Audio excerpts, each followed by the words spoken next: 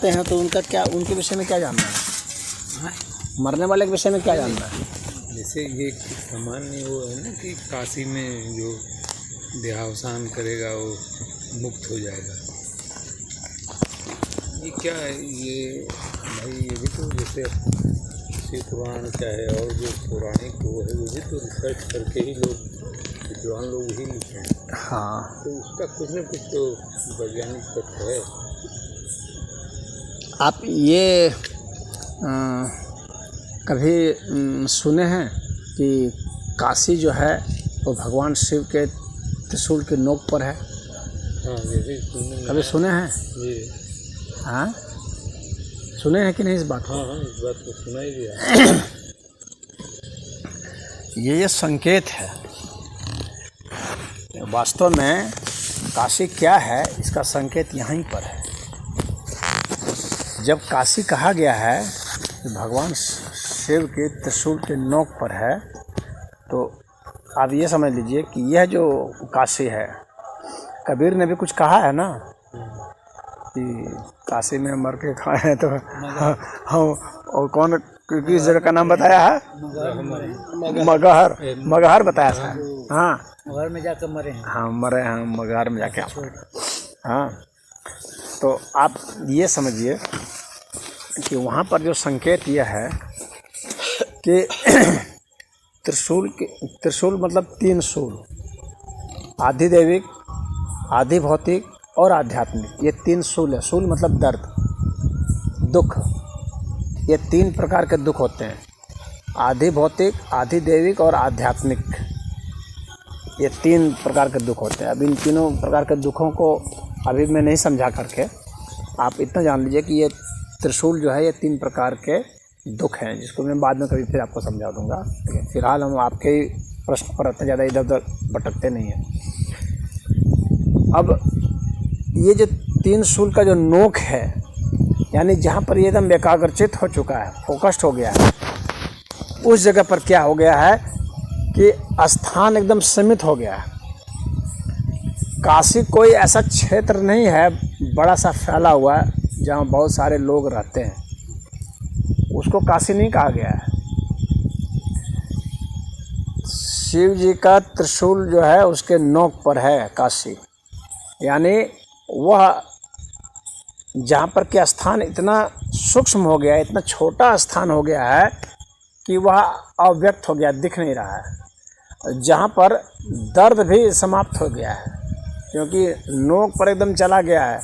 अब वहाँ जब स्थान नहीं रहा तो वहाँ पदार्थ भी नहीं रहेगा, और जहाँ पदार्थ नहीं रहेगा वहाँ पर दर्द भी नहीं रहेगा। स्थान नहीं रहेगा, पदार्थ नहीं रहेगा, वहाँ एक तरह से फिजिक्स में उसको सिंगुलरिटी कहा जाता है, जहाँ एकदम ठीक अव्यक्त बिंदु पर आ जाते हैं, जहाँ पर द्रव्यमान भी लगभग पॉइंट पर पहुँच गया, उसको एक तरह से जीरो मानते हैं, सिंगुलरिटी कह देते हैं, एक बिंदु पर आ गया फिजिक्स में।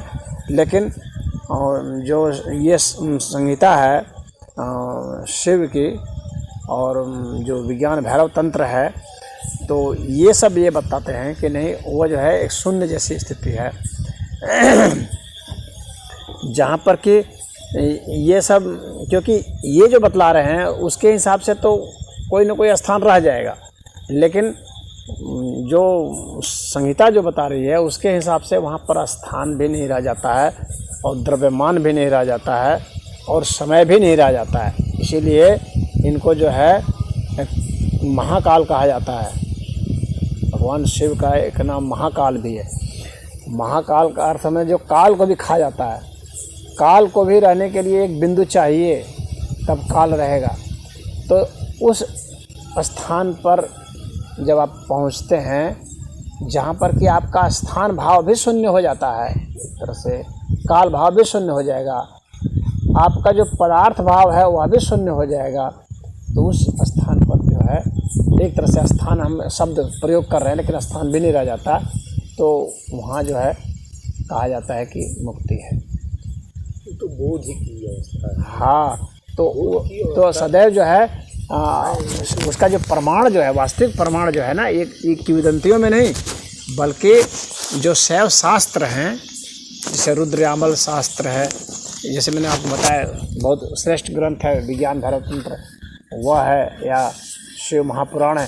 तो ये सब जो शास्त्र हैं इनका जो निचोड़ है वह मैं आपको बता रहा हूँ, वास्तविक चीज़ वो बता रहा हूँ आपको। और ये छोटी मोटी कहानियाँ जो है वो ये यहाँ चले गए, ये जो इधर पार करेंगे ओडियार के बाद जाएंगे, वहाँ चौबेपुर पार करेंगे, उसके बाद वो आएगा काशी आएगा। वो काशी नहीं है जिस काशी की बात वहाँ पर की गई है, वो काशी कोई भौतिक काशी नहीं है। ये तो एक फिलॉसफिकल बात हो गई ना, यही वास्तविक बात है। अवस्था वहाँ तक पहुँच गई, हाँ, वो बोधि को प्राप्त हो गई। हाँ। अब आप इसमें क्या जानना चाह रहे थे? आपने तो यही प्रश्न किया था ना कि मरने मृत्यु यहाँ होगी तो मोक्ष कहाँ होगा। हमने पेपर में एक दिन पढ़ा कि हमारे देश में 7 जो जगह है, हाँ, वो क्या बोलते हैं मोक्षदायिनी जगह है, या वहाँ मृत्यु होने से परम लोक को प्राप्त होता है आदमी, या यूँ कहें कि आवागमन के उसे छूट जाता है, चाहे जो भी कहें। जगह कोई ऐसे नहीं होती है जहाँ की मरने पर कोई भी जो है व्यक्ति मोक्ष को प्राप्त होगा। तो उसमें उल्लेख भी है काशी, मथुरा, हाँ, लेकिन अयोध्या, वो ठीक है, परंतु वो है क्या? कांची, अवंतिका और एक और कोई जगह था। इस 7 जगहों को अच्छा माना गया कि मोक्षदायिनी स्थान है। असल में ना ये सब जो है कर्मकांडी पहलू है उसके, बिल्कुल उस फिलॉसफी का कर्मकांडी स्वरूप है यह। वो बेसिकली इस चक्कर में जब फंसेंगे ना तो मोक्ष तो मिलना दूर की बात रहे ना, साधारण सी जो है आपको बुद्धि भी नहीं विकसित हो पाएगी। तो वही कर्मकांड में रह जाएंगे, वो पंडितों का चक्कर में रह जाएंगे, और वो पंडित बेचारे खुदे परेशान हैं, वो क्या मोक्ष दिलाएंगे? वो खुदे वही रह रहे हैं, बनारस में रह रहे हैं, खुदे परेशान हैं, मोक्ष नहीं मिलेगा। ऐसे थोड़ी मोक्ष मिलता है। इसीलिए तो मैंने कबीर का भी उदाहरण दिया था साथ में। उसके पीछे उदाहरण देने के पीछे मेरा मतलब यही था कि कबीर जिधर इशारा कर रहे हैं ना, उस इशारे को आप समझिए। और शास्त्र में जो बताया गया है कि काशी क्या है, स्पष्ट शास्त्र में बताया गया है काशी यह काशी नहीं है जो जगह है, बल्कि काशी वह जो है जो त्रिशूल के नोक पर है। वाह वाह। तो उस बिंदु को अगर आप समझेंगे, उस इशारे को, तब आप समझेंगे। और काशी अगर ऐसी जगह को मान लिए ना, तब तो यहाँ कितने लोग आ करके मरते रहते हैं यहाँ आकर के। तब तो मोक्ष पाना तो दुनिया का सबसे सरलतम काम हो जाता कि पैसा वैसा लिए अपना घर से चले। कितने लोग पढ़े भी हैं ऐसे, इस मान्यता वाले। गुरुजी फिर वही एक बात और भी आ गई ना, कितने भोले लोगों वाली जो बात आपने, अगर भोले लोग मान नहीं लेंगे और उसी रूप में आकर के त्यागेंगे तो शायद तो वे वहाँ पढ़े हुए हैं। लेकिन वो चालाकी में गए कि बस गए और मरे टप से पहुंच गए, तब तो नहीं मिलेगा। अगर वो भोला व्यक्ति उतनी श्रद्धा से चला जाए और उतनी श्रद्धा और समर्पण से शरीर छोड़ दे, वो भोला व्यक्ति की बात दूसरी है। भोला होना इतना सरल नहीं है, जान लो, सरल नहीं है, समझे। विद्वान होना ज़्यादा सरल है, भोला होना बहुत मुश्किल है। हाँ, भोला, क्योंकि भोला बन नहीं सकते, विद्वान आप बन सकते हैं, एक स्वभावता गुण हो। हाँ, भोलापन जो है कितने जन्मों की यात्रा के बाद भोलापन आता है। भोलापन ऐसा नहीं है, वह भी एक विकास की यात्रा है। और भोला हो जाना बहुत एक कठिन काम है। वो भोला कोई होता है, भोला कभी बना नहीं जा सकता है। जो हमारे जैसे अभी आप आते थे, मैं कह रहे थे ना ब्राह्मण लोगों का, तो देखिए इन जगहों में इसमें कोई दो राय नहीं कि आध्यात्म की ये उच्च अवस्था जगह है जहाँ बहुत आध्यात्मिक प्रैक्टिसेज हुई हैं। तो थोड़ा उससे जोड़ करके इनका महात्म्य स्थापित करने के लिए भी ये सब कहानियाँ और कर्मकांड कर दिए। अच्छा, इसमें भाई पहले हर जगह आध्यात्म का संस्कार थोड़े था, तो कुछ केंद्र थे बड़े। असल में क्या है ना, इसके पीछे कारण है। देखो, वेद में 3 हिस्से किए गए हैं। इसलिए एक ज्ञान कांड है, उसी ज्ञान कांड की उपलब्धि के लिए उपासना कांड है, और उस उपासना कांड की उपलब्धि के लिए कर्म कांड है। तो वेद यह मानता है कि जो व्यक्ति जिस स्तर का है, जो इस स्तर का है कि वो सिर्फ क्रिया को ही समझ पाता है, उसके लिए कर्मकांड है। अभी वो वहाँ पर वही करे, खटर पटर करेगा, उससे कुछ सीखेगा, उससे कुछ कोई नहला धुला रहा है, बस वो कर रहा है ना, कुछ उसी के निमित्त कुछ कर रहा है ना, तो वहाँ से उसकी कुछ यात्रा होगी, ऐसे वो इधर उधर फालतू करता, कर्मकांड में भी वह नहीं आता। हाँ, तो फिर हाँ। पता चलता कि और व्यभिचार हाँ, में रहता तो वो फिर वो और उपद्रव में रहता और बहुत अधोगति उसकी होती। कर्मकांड में है तो कम से कम कुछ लाइन में तो लगा है वो, लाइन में तो अभी वो लग गया ना, तो वो लाइन में लगना है।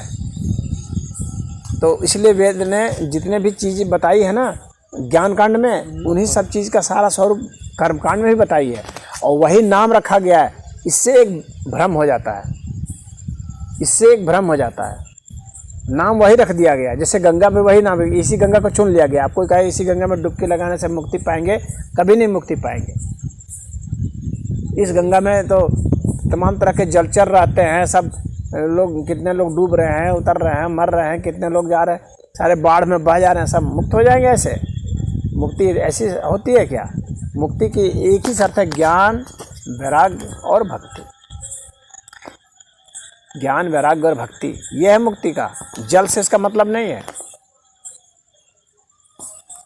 लेकिन उसका नाम गंगा रखा है। क्यों रखा है? तो वहाँ गंगा जो है ना, ज्ञान गंगा है। ज्ञान गंगा में अगर आप डूबेंगे तो आप मुक्त होंगे, न कि इस भौतिक गंगा में जिसमें कि जल बह रहा है, जल नहीं, जिसमें ज्ञान रूपी जल बह रहा है। तो वह जो है, ये अखबार वाले थोड़ी बता पाएंगे ये सब चीज़। अखबार वाले क्या, जहाँ गए हैं उसने जो लिख कर दिया उसको छापे। और वो जैसे कि पूरा ये ब्राह्मण तंत्र, पूरा ये हाँ, कर्मकांड और वाले ऐसे लोगों की संख्या ज़्यादा है। परोस रहे हैं, और ये 99% एक व्यवसाय है, धर्म जो है धंधा बना है। जब धर्म धंधा बनेगा तो वहाँ पर मनी आएगा, मनी आएगा तो वहाँ पर तमाम तरह के व्यापार आएंगे। तो उसमें जितने तीर्थ दर्शन पूजन के नाम पर सब चल रहा है। आजकल शादी करने के तुरंत बाद नए लड़के लड़कियां जा रहे हैं वैष्णो देवी, तो वहाँ मोक्ष की कामना में थोड़े जा रहे हैं। तो वह इसी तरह से एक विजिट कर लिए, कुछ पिकनिक मना लिए, कुछ थोड़ा सा एक्साइटमेंट हो गया, उसके लिए थोड़ा सा ठीक है, थोड़ा संस्कार भी आ गया, थोड़ा एक संस्कार भी आ गया, वो संस्कार भी आ गया। और कुछ न कुछ तो जैसे लाइन में तो लगे, लाइन में तो लगे, बस वही है। अभी उसका वह भी करना बहुत जरूरी है। हाँ, ठीक बात है। हाँ, अगर उस लाइन में नहीं लगेगा तो हो सकता है कि दूसरे लाइन में लग जाएगा, शराब खाने में जाकर के वहाँ लाइन लगा लेगा। इससे अच्छा है कि वहाँ से तो फिर इधर आना मुश्किल हो जाएगा ना। हाँ, वहाँ से फिर वो ड्रग का लाइन पकड़ लेगा। शादी के बाद वो बैंकॉक गया तो फिर वहाँ की लाइन में लग जाएगा। हाँ, वहाँ का लाइन में लग जाएगा। उससे अच्छा है कि इस लाइन में लगे, वो कर्मकांड करे, बल्कि वो ठीक है। हाँ, वो मंत्र को रटेगा, पटेगा, उठेगा, पटकेगा, फिर एक समय आएगा कि सब बुझने, अर्थ भी सोचेगा कि इसका अर्थ भी जरा पता लगाया जाए, तो उस लाइन में है। इसीलिए वेद ने बहुत हिसाब से जो है ना, इस तरह का विभाजन है, बहुत बढ़िया विभाजन है। लेकिन इसी आधार पर गुरुजी आलोचनाएं बहुत हो जाती है ना। आलोचना तो खैर आप जैसे आपको ज्ञान मार्गी जो ज्ञान मार्गी है, उसको ज्ञान वाला, उसको उपनिषद पढ़ना चाहिए ना। तुम काय के लिए फेर में पड़े हुए हो? ज्ञान वाले की दिक्कत ये है ना। बहुत बढ़िया है। अगर कोई ऐसी बात करे यार, तो तुम हमारे पास और भी शास्त्र है, तुम इसी को क्यों पढ़ रहे हो? क्यों पढ़ते हो? तुम पंचतंत्र क्यों पढ़ते हो? तो बच्चों के लिए बनाया गया है। अब तुम पंचतंत्र को पढ़ के कहोगे देखिए यहाँ पर गधा उड़ रहा है, गधा उड़ रहा है, गधा सियार से बतिया रहा है, ऐसे कहीं बतियाता है क्या? झूठ लिखा है, एकदम पूरा झूठ लिखा है। अरे जब तुमके पास इतनी बुद्धि हो गई तो तुम उपनिषद पढ़ो। तुम्हारे पास इतनी बुद्धि हो गई तो योग सूत्र है पतंजलि का, उसको पढ़ो। हाँ, कि बादरायण का वो पढ़ो। तुम्हारे लिए वो है ही नहीं, तुम झूठा पकड़ लिए हो, बच्चों वाला क्यों पकड़ लिए हो? एक तरफ विद्वान अपने कहते हो और फिर ग्रंथ पकड़ लियो बच्चों वाला। बड़े ग्रंथ है ना लिखे हुए, वो उसको पढ़ो ना, पढ़ो। पाणिनि का अष्टाध्यायी पढ़ो, तुमको समझ में आ जाएगा कि बुद्धि क्या चीज़ होती है। हाँ, तब तो ये सारे धर्म वाले फिर सब कहेंगे कि अरे यार ये तो पूरा, ये तो क लिखाने से लेकर के और पूरा एकदम से E=mc² भी लिखवा रहा है ये सनातन। हाँ, पूरा एकदम PhD तक है ही है। आपको उसमें पूरा चिकित्सा शास्त्र है, पूरा ज्योतिष शास्त्र है, हर तरह के शास्त्र हैं। जिस भी क्षेत्र में जाओगे शास्त्र है। हाँ, काम वासना पर शास्त्र है, तो उसके माध्यम से भी डिस्कवरी कर सकते हैं। शास्त्र है, हर चीज में। यहाँ पर अध्यात्म जो है विकसित हुआ है, इसको यहाँ मैन्युफैक्चर नहीं किया गया है, मैनिफेस्टेशन हुआ है इसका। हाँ, ये यहाँ विकसित हुआ है। तो इसलिए जो है इसके सब जगह आपको उसके मिल जाएंगे, ब्रांचेज मिलेंगी और हर तरीके का स्पेशलाइजेशन मिलेगा। आप उसमें यहाँ पर सब बताएगा। आप नृत्य से भी ईश्वर को प्राप्त हो सकते हैं, संगीत से प्राप्त हो सकते हैं, ज्योतिष से प्राप्त हो सकते हैं, आप हर चीज़ से प्राप्त हो सकते हैं। आप जिस चीज़ से आप उसमें अपने को फोकस कीजिए, उसमें पूरा डूबिए, लीन होइए, प्रभु आपको उसमें भी सब में दर्शन देने में समर्थ है। संगीत के माध्यम से भी आपको दर्शन दे देंगे। हुए हैं ऐसे ऐसे संत हुए हैं जिन्होंने गाते गाते ही प्रभु को दर्शन साक्षात प्रकट किया है, देखा है। तो आप उसमें जाइए, कोई ये नहीं कहता है। और अगर तुम चाहते हो उसमें जातक कथाओं के माध्यम से, तो उसमें भी हो सकता है। तुम भोले होना चाहिए, भोले हो। हाँ। अब तुम चतुर सयाना बन करके उसको पढ़ोगे तो कुछ नहीं होगा, तुम हंसोगे और हंसाओगे बस, और कुछ नहीं। काशी में मोक्ष का बात करोगे, हाँ, तो फिर तो कि चले हम इस एकदम भोले बन के, जैसे जो लोग नहीं जा करके रह जाते हैं कि अच्छा अब तो मेरा हो गया, मैं अपना सारा निपटा के आया हूँ, अब तो बचा जीवन यहीं पर जो है सेवा भजन में बिताना है। साधु संत मिलना आसान है बनस्पत, भोला व्यक्ति मिलना बहुत कठिन है। क्योंकि वह जो है ना, एक अलग ढंग का ही वह विकास है, भोलापन। और वह जो है वो भक्ति के लिए सबसे फिट आइटम है। हाँ, ये जान लेना, जो भोला व्यक्ति है वो भक्ति का सबसे फिट आइटम स्वामी है। अद्भुतानंद को देखो गुरु जी, तो अद्भुतानंद जी जो रामकृष्ण परमहंस जी के वो जो उनके दास थे, उनके एक तरीके से उनके सेवक थे, इस स्तर की मुक्ति पाई उन्होंने, बड़ा बड़ा ज्ञान इस भोलेपन से ही पाए। भोला व्यक्ति वास्तव में तो उसको ज्ञान से उतना राग नहीं रहता, वो ज्ञान के चक्कर में पड़ता नहीं, वो ज्ञान के चक्कर में पड़ता नहीं है। ज्ञान की बात सुने वैसे पैर पकड़ लेगा वो। साधना में ऐसा है क्या कि कई जन्मों का हमें स्मृति याद आ जाती है? हाँ हाँ, हाँ, ऐसा अनुभूति की अवस्था है। हाँ। वो किस चरण तक पहुँचेगा? मतलब क्या किस तरह आप जितना पीछे जाना चाहें जा सकते हैं। तो वो अवस्था कैसे आएगी? साधना करने से आएगी, उसकी साधना है। करना चाहेंगे तो बता दूंगा, ध्यान करना ही, चाहेंगे करा दूंगा। हाँ, ध्यान ही रास्ता है। ध्यान, अब ध्यान देख दूसरी चीज़ हो गई, वो ध्यान की वो धारणा की अवस्था है। ध्यान नहीं, धारणा। धारणा से हम पीछे के जन्म को जान सकते हैं। बहुत कठिन नहीं है, लेकिन कठिन भी है। हाँ, ऐसे इस तरह से तो बहुत ज़्यादा कठिन नहीं मालूम पड़ता है भी नहीं उतना कठिन, परंतु जो बिल्कुल फ्रेश करेगा, जिसका कोई ऐसा मतलब ऐसी साधना जो नहीं किया है, उसके लिए तो खैर समय लगेगा, क्योंकि वो मेमोरी का विषय है ना। आपको अपने स्मृति में जाना है, तो स्मृति में जाएंगे तो स्मृति तो हम लोग कैद है, वो होती है स्मृति। तो स्मृति वो डिकोड होनी है, बस स्टोर्ड है, डिकोड होनी है बस खाली। हम लोग के डीएनए में सारी स्मृतियाँ होती हैं और डिकोड होना होता है। उसको डिकोड करेंगे, जा के वहाँ पर छेड़ेंगे, देखेंगे तो डिकोड होने लगेगा, और उसी की साधना होगी। पीछे के जन्म को जानना चाहिए, हमारी तो यही समझ है। अच्छा, हाँ, जानने का फ़ायदा ये क्या होता है ना कि उतना इस जन्म के संबंधों से उतना राग नहीं रहता। हाँ, अगर ये जान जाए तो गुरु जी जो है वो हमें स्वीकार हो जाएगा।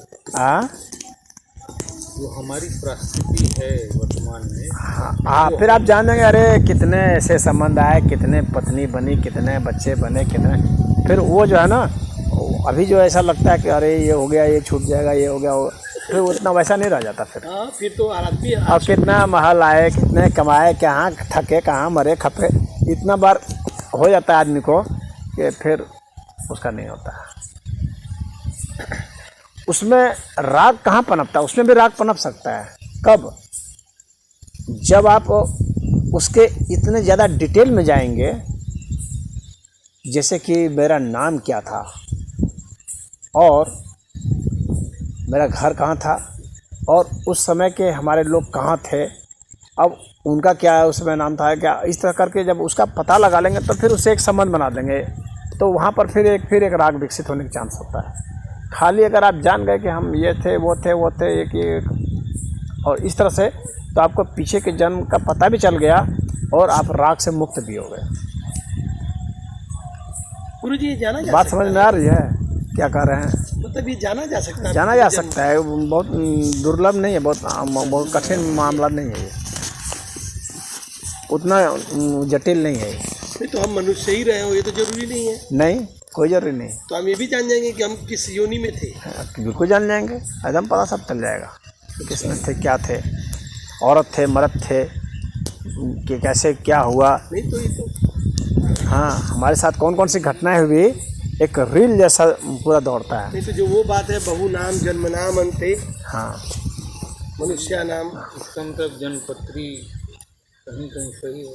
हाँ, जनपत्री में ज्योतिष, हाँ, ज्योतिष वेद का एक अंग है। हाँ, ज्योतिष वेद का एक अंग है। हाँ, गलत थोड़ी है। रहता है ना कि अब उसको देखने वाला कितना विद्वान है, कितना उसकी है, वो बात अलग है। योनि क्या है जो रात देखा जाता है, उसमें योनि भी देखा जाता है। हाँ, योनि भी है लगती है। तो वो क्या बताता है कि पूर्व के जन्म में ये योनि रहा है। अभी आप जो है वो बताता है, वो पीछे का क्या बताएगा, अभी का बताता है। नहीं, वृक्ष मतलब ये बताता है सर्प योनि। हाँ, तो आप कहेंगे कि मैं तो मनुष्य हूँ, सर्प हूँ नहीं। हाँ, ऐसा नहीं, उसमें जो सर्प लिखा है ना, तो आपका इस देह के लिए नहीं लिखा है, आपके उस माइंड के लिए लिखा है, आप उस आपका स्वभाव के लिए लिखा है। अगर सर्प क्यों नहीं लिखा है, तो आपका सर्प का जो स्वभाव होता है वो आपका दिमाग का भी स्वभाव है। आपका वैसा स्वभाव, वैसा चरित्र है आपका, आप वही व्यवहार करेंगे जैसे एक सांप करता है। हाँ, अपने पालने वाले को जैसे डस लेता है, उसी तरह से आप डस लेंगे अपने, आपकी जो सहायता करेगा उसी को आप डसेंगे। हाँ, तो ज्योतिष में जो लिखा रहता है उससे व्यक्ति का सब पूरा आंकड़ा लग जाता है कि ये आदमी है कैसा।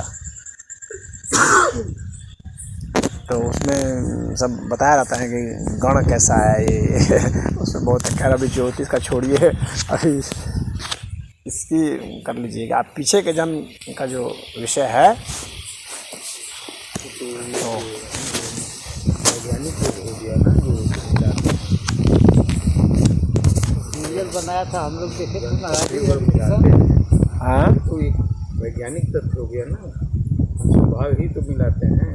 हाँ, कन्या हाँ, हाँ, हाँ, उसमें ये भी इंगित होता है ना कि आप बानर योनि से तो आपको रफात करेंगे, चंचलता रहेगी, बिल्कुल। इस तरह का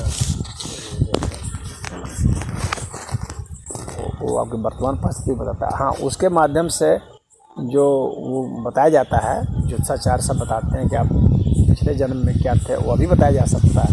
तो उसके लिए कैलकुलेशन करके वो बताते हैं, उसमें लिखा उखा नहीं रहता है, कैलकुलेशन करके बताते हैं, गणना करके वो बताते हैं। तो आपको नहीं मालूम है और वो आपसे हो जाता है, हमें नहीं मालूम है, हम इस योनि से हैं। उसमें वर्ण भी लिखा रहता है उसमें। हाँ, वर्ण भी लिखा रहता है। अब ब्राह्मण वर्ण है, वैश्य है, क्षत्रिय है, शूद्र है, ये भी लिखा रहता है कुंडली में। हम वो स्वभाव कर रहे वो भी तो एक फिर हम बंधन में बढ़ते ही जा रहे हैं। जैसे आपने कहा कि आपका अगर उस योनि से हैं तो सर्प योनि से हैं, तो आप वही करेंगे जो आपको लाभ पहुँचाएगा, उसी को हानि पहुँचाएगा। हाँ, वो आपका वो नेचुरल आपकी टेंडेंसी है वो। फिर वो आप कार्य किए, फिर तो एक बंधन हुआ ना उस कर्म का।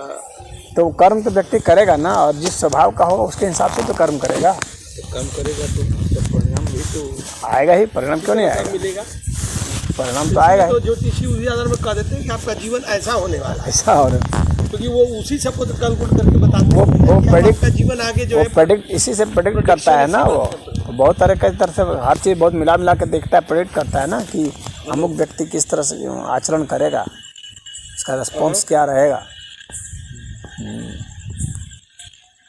संजीव गुप्ता गाजीपुर। ये हाँ बोला, बोलो। जैसे आसक्तियों से, क्रोध से, माया से ये अगर व्यतीत है तो वो कैसे दूर होगा? हाँ तो वो अरे तो हम आध्यात्मिक समझ गए क्षेत्र हुआ ना। क्या हो रहा है। वो अनैच्छिक क्रिया है ना, जैसे आप क्रोधित हो जाते हैं। हाँ हाँ, तो उसके लिए साधनाएं हैं, उसके लिए साधनाएं हैं ना, योग साधना ये है ना। भगौलत सर जब योग साधना शुरू हो गई तो ये जितने परिवार भी सहित गलना है। ग्रह नक्षत्र सब हैं जो उसमें सब अपना के भगौलत सर सरेंडर कर देते हैं, क्योंकि वह उससे आगे की अवस्था होती है। गलना वो जो क्वार्टर पर बोले ये सब तभी काम करते हैं जब अहंकार है, और अहंकार मिटाने के लिए जब व्यक्ति कार्य कर रहा है तब तो फिर पीछे हटना शुरू हो जाए। अच्छा तो बाबू कहाँ हो। उसकी क्या समझ है, मतलब अहंकार क्या कुछ नहीं भगले रहा तो वो पहुँचा लो तो रामराज के भेज दें, वो जो जाके अपन देखिए हाँ पहले इकट्ठा हो वालो तब ना आदमी के भेज के अथू कर जाई। हाँ तो जोर जबरदस्ती की भागल रहा वालो ऐसा वो मान ले तो हो ही नहीं गया साधु संत, फिर तो हो ही गया वो। जब उसको इतना बोध हो गया कि हम सब करने लोग वाले एक बार नहीं है, जुटो तो हम रामराज बनवासी को भेजेंगे, उस तरह का व्यवहार करता है, तब तो तुम जाके बतियाएंगे हो ही गया। सबसे। पहले तुम लोग सब आध्यात्मिक लोग इकट्ठा आध्यात्मिक होकर उसी को हमको न फोन कहते हैं। करो। हेलो अहम शून्यता जब हो गया तो हो गया आध्यात्मिक, और क्या होता है।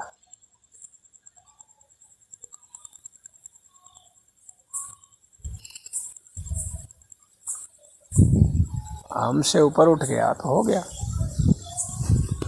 तो फिर ऊंची अवस्था उस आदमी की, ऐसे हो गया।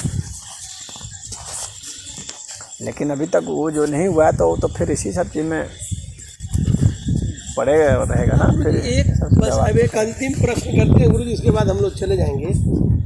जैसे मान लीजिए गुरु जी जो इनलाइटेंड सोल है, जैसे मान लीजिए आप ही हैं इनलाइटेंड सोल है, तो जैसे अब आपने उस निर्वाण अवस्था का अनुभव कर लिया, आपने उसको अनुभव कर लिया, आपके लिए अनुभव गम्य हो गया। अब इसके बाद जो आप सांसारिक लीला में रहते हैं, जो इस तरीके के महापुरुष हैं जो सांसारिक लीला में रहते हैं, तो वह जो उस जो ज्ञान अवस्था का जो बोध है हर समय उनको बना रहता होगा। फिर वहाँ समय का कोई महत्व नहीं रह जाता है ना, समय को पार कर चुके होते हैं। पार कर चुके होते हैं, तो अब उनको उस सत्य का तो अब हमेशा के लिए बोध हो गया, सदा के लिए हुआ। तो अब जब वो लीला ये चलती है जिसमें वो क्रोध भी करते हैं, हाँ सब कुछ करते हैं, तो इसमें फिर इसमें कोई अछूतापन उसमें कोई उसको वो नहीं होता है, कोई बंधन नहीं बनता उसका, तो वो फिर सामान्य व्यक्ति जैसी ही लीला करता है। हाँ तो फिर लेकिन उसमें उसको पेन नहीं होता, उसको क्रोध करने में पेन नहीं होता है। फिर वो उस तरह से नहीं क्रोध होता है, मतलब जैसे उसका इमोशन से उसको अटैच नहीं हो पाता है उस तरह से, वैसा नहीं अटैचमेंट होता है। तो जिसे एक तरीके से अपने ही शरीर और मन बुद्धि को तटस्थ भाव से जीने लगता है। हाँ, और वो अपने आप ही हो जाता है। ऐसा नहीं है कि उसका चुनाव नहीं होता है। सिलेक्शन अगर करेगा तब तो अभी वो अभी साधक है, साधक ऐसा कर सकता है, उसमें कुछ सिलेक्शन करना है, उसका सिलेक्शन जैसा कुछ नहीं होता है, उसके लिए वो सहज अवस्था होती है। एक तरीके से अब वो जीवन उसका बह रहा है, हाँ सहज अवस्था है, अब वो बाकी बह सा रहा है। हाँ, उसके लिए कुछ गैर चीज़ है ही नहीं ना, क्योंकि वो तो पूरा अनुभव कर लिया हाँ, सब एक ही वो तो है। जिसके ऊपर क्रोध भी कर रहा है वो जानता है ये भी मैं ही हूँ, अच्छा से जानता है। लेकिन फिर भी वो क्रोध सामान्य व्यक्ति की तरह ही कर रहा है। वो कर रहा है, भले कर रहा है, क्योंकि वह व्यक्ति नहीं जानता है ना इस बात को, उसके भलाई के लिए कर रहा है। नहीं तर्क वितर्क जो भी कर रहा है, जो भी कर रहा है उसके भलाई के लिए कर रहा है, सामने वाले के लिए। अच्छा, बाकी अंदर में वो तृप्त भाव में है, वह तो उसमें आ गया, वो तृप्ति और अतृप्ति दोनों से ऊपर उठ जाता है, और सदैव ही उस स्थिति में रहता है। हाँ, वो तो स्थिति तो वही रहेगी, स्थिति थोड़ी बदल जाती है। तो वो हो गया, फाइनल हो गया, खत्म हो गई बात। तो अगर एक बार अनुभव हो गया तो इसका मतलब नाउ यू आर। हाँ, अब उसको बार बार थोड़ी वो होता है, वो तो घटना एक बार हो गई समाप्त। तो फिर क्या गुरु जी से ऐसा भी होता है कि अगर फिर वो साधना नहीं कर रहा है तो वो फिर नहीं, तो फिर उसका मतलब उस अवस्था को नहीं छुपाया उनको, वो मैंने उसकी मतलब कुछ मीडिएटरी स्टेज। हाँ, बीच वाली अवस्था से कोई लौट रहा है तो ऐसा होता है। पतन की जो बात करते हो, फाइनल स्टेज वाले का कोई पतन नहीं होता है। जैसे मान लीजिए हमको यह अनुभव हुआ कि नहीं ये कि सब कुछ एक ही है जो सब में जो योगेश्वर हो गया फिर वो योग भ्रष्ट थोड़ी होता है। योग भ्रष्ट वही होता है जो अभी योगी है, योगेश्वर नहीं। जो योगेश्वर हो गया, जो फाइनल स्टेज पे पहुंच गया, उसके लिए योग भ्रष्टता नहीं होती है। लेकिन वो गुरुजी जो योगेश्वर हो गया वो कभी व्यक्त भी नहीं करता है कि मैं योगेश्वर हूँ। उसके तो सारे कर्म और ज्ञान और सब यही सब व्यक्त करते हैं। वैसे व्यक्त करने की क्या जरूरत है? वैसे तभी व्यक्त कर सकता है जब भाई अर्जुन जैसा ही कोई पूछने वाला हो, तो उसके सामने भले कह सकता है कि मैं योगेश्वर हूँ, अन्यथा उसको कहने की क्या जरूरत है?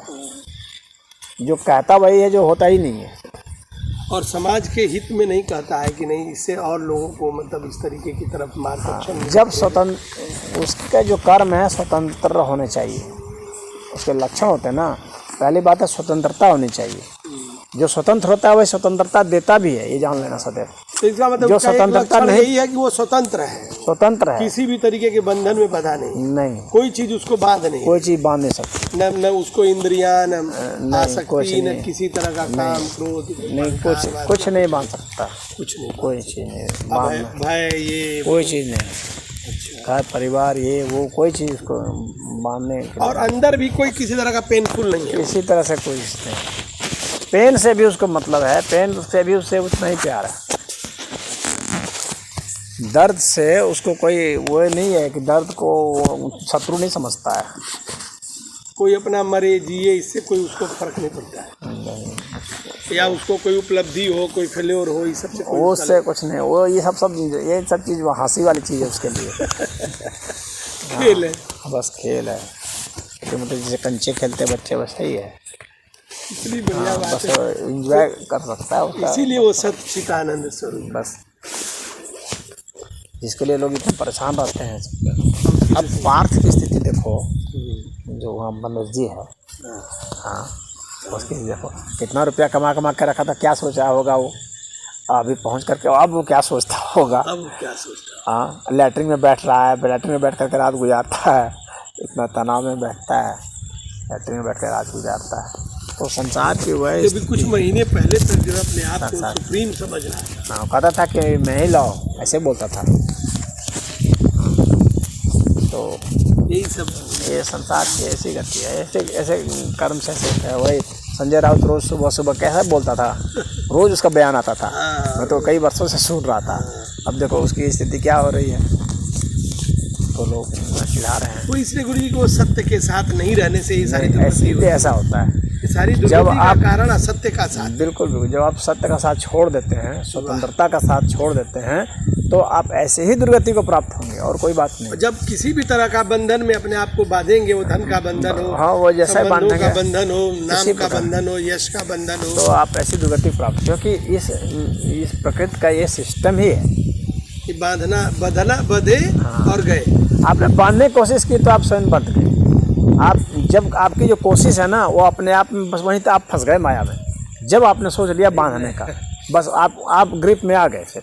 फिर आपसे फिर जो भी उत्पन्न होगा वो ऐसे ही उत्पन्न होगा। आप जो भी चीज़ उत्पन्न करेंगे या आदमी उत्पन्न करेंगे, वे सब आपको बांधेंगे और आप उनको बांधेंगे, और इस तरह से परस्पर एक दूसरे से बंध करके एक दूसरे का जीवन नरक करेंगे। लेकिन यह भी भोगना जरूरी है। जो नहीं भोगे हैं अच्छा से, जो नहीं समझे हैं, भाई भोगेंगे, मारपीट करेंगे। अब पार्थ अभी जो सीख पा रहा होगा, वो ऐसे नहीं ना सीखता, तो उसी तरह से सीखते हैं लोग। सीखने की प्रक्रियाएं हैं, जैसे सीखे जाए। कृपा है कि हम लोग जो है बिना भोगे नहीं, ऐसा नहीं है, ऐसा नहीं है। बिना भोगे कोई नहीं इस दुनिया में सीखा है ना सीखेगा, ये सदैव जान लेना। यह अलग बात है कि तुमने किसी और समय भोगा और समय सीखा, ये बात अलग है। ये कभी मत सोचना कि तुमने बिना भोगे हुए ही सीख लिया और वो बेचारा संजय राउत ही खाली भोग रहा है, ऐसा नहीं है। हर व्यक्ति को भोगना है और भोग करके ही सीखना है। ये है कि भोग वो कभी किया था, वो 1 जन्म पहले किया था, और 4 जन्म पीछे किया था, 10 जन्म पीछे किया था, उस वक्त वो भोगा था। उसके संस्कार की वजह से आज वो इस तरीके के उस स्टेज को पार कर चुका है, उस स्टेज को पार कर चुका है कि अब उसको आसक्ति उसमें नहीं बन रही है, अपने आप ही नहीं बनेगी। उसका एक स्वभाव जो बनेगा ना, अपने आप ही उधर नहीं जाएगा, वो अपने आप ही हट जाएगा, उसमें उसकी रुचि नहीं बनेगी। और वो रुचि क्यों? क्योंकि इतना ज़्यादा उसका शरीर का जो डीएनए है वो स्वयं ही कोड रखा हुआ है, वो पहले से ही इवॉल्व हो चुका है ना, ये इवॉल्व बीइंग है, वहाँ से सीख करके आया है, तो अब वो उसमें फिर नहीं फंसने वाला है। कई बार ठगा करके आया है, अब उससे नहीं ठगाने वाला, उसी फार्मूला से, किसी और फार्मूला से तो ठगा सकता है, उस फार्मूला से तो अब वो नहीं ठगाएगा। मनसा फूक कर हाँ, अब कोई और फार्मूला से वो ठगा सकता है तो और सीखते जाएगा। इस तरह से इसका क्रम चलता रहता है। तो जो तुमको अभी से ये लग रहा है ना कि ये सब नहीं फंसे हैं, या तुमको अभी लगता होगा कि अरे मुझे तो ये दुख नहीं झेला और मुझे ये हो गया, नहीं अभी तुम, इसीलिए मैंने कहा ना पीछे के जन्म को जानना जरूरी होता है। पीछे के जन्म जानने से तब पता चलेगा कि मैंने कैसे कैसे दुख भोगे हैं और तब मैंने कहाँ से कैसे कैसे चीज़ सीखे हैं। लेकिन इस जन्म में तो ऐसा लगता है कि मुझे कोई पकड़ के जैसे बहा के यहाँ तक ला दिया ना गुरुजी। हाँ। हम अपना एफर्ट मुझे नहीं लगता है ऐसा नहीं लगता, इसलिए क्योंकि हमको जीवन में जैसे कभी कोई आया तो उंगली पकड़ा यहाँ से फिर वहाँ पहुँचा दिया, फिर वो अगला आया वहाँ से वहाँ तक पहुँचा दिया। बहुत इजी लग रहा है। गुरुजी मैं इतना सोचता हूँ कि आज मैं यहाँ हूँ, आपके सानिध्य में हूँ, इस तरीके से ईश्वर के सानिध्य में हूँ, या इस तरीके के नेक सानिध्य में हूँ, तो ये मुझे अपना कर्म, अपना एफर्ट इसमें नहीं लगता है। तो सही बात है कि आप एफर्ट कैसे कर सकते हैं? हम गुरुजी के यहाँ पहुँचे तो ये हमारा इसमें एफर्ट क्या है? सिर्फ एक व्यक्ति का एफर्ट थोड़ी होता है, न भोगने में होता है और पाने में, न ही पाने में होता है, ये जान लेना। इसीलिए निर्वाण भी कभी अकेला नहीं होता है, निर्वाण कभी निजी नहीं होता है, ये निजी चीज है ही नहीं। हाँ, निर्वाण निजी चीज नहीं है। कोई अगर ये कहता है कि मैं निर्वाण को प्राप्त हो गया तो सही नहीं है। एक तरीके से वो दिव्य को प्राप्त। हाँ, बस इसीलिए मैंने तुमको कहा था कि वो दिव्य से ही मिलता है, आप वह निजी कभी नहीं मिलेगा।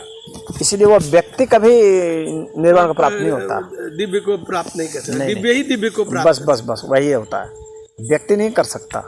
इसीलिए कभी भी व्यक्ति निर्वाण को प्राप्त नहीं होता है, और जो कहता है व्यक्ति होता है उसको नहीं पता है। और इस दिव्यता का अनुभव तभी होगा जब ये अहंता डाइल्यूट हो जाएगी। हाँ, बस दिव्य ही दिव्य को महसूस करता है, और यह जो अहंकार का जो विषय है यह उसको कभी ग्रहण ही नहीं करेगा। इसलिए अहंकार कभी भी मुक्त नहीं, इसलिए कभी निजी कभी निर्वाण नहीं होता। निर्वाण जब होगा अनंत, इसलिए अनंत है ना वह। अगर नहीं तो एक यूनिट इन्फाइनाइट को नहीं कभी पा सकता, इन्फाइनाइट ही इन्फाइनाइट को पाएगा सदैव। इन्फाइनाइट ही यानी स्वयं ही स्वयं को पा जाता है, बस बात खत्म है। निर्वाण निजी चीज नहीं है। 1 + इन्फाइनाइट इन्फाइनाइट ही होगा, वो सदैव वो किसी से भी होगा तो इन्फाइनाइट ही है। चाहे प्लस करो, माइनस करो, डिवाइड करो, जो भी करो। क्या बात है, आनंद आ गया आज।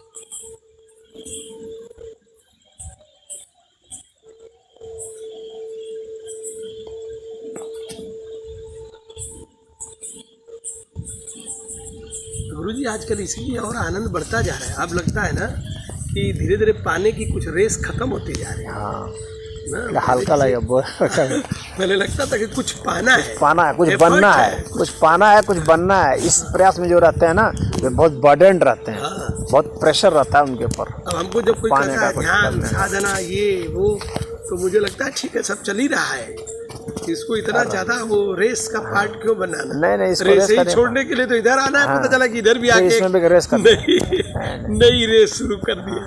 रेस कुछ नहीं करना, बस तो बहते चले जाओ, यही है सारे का अल्टीमेट उद्देश्य, बहना ही है। इसलिए उसमें जो है ना, इसलिए 3 चीज बताया, ज्ञान।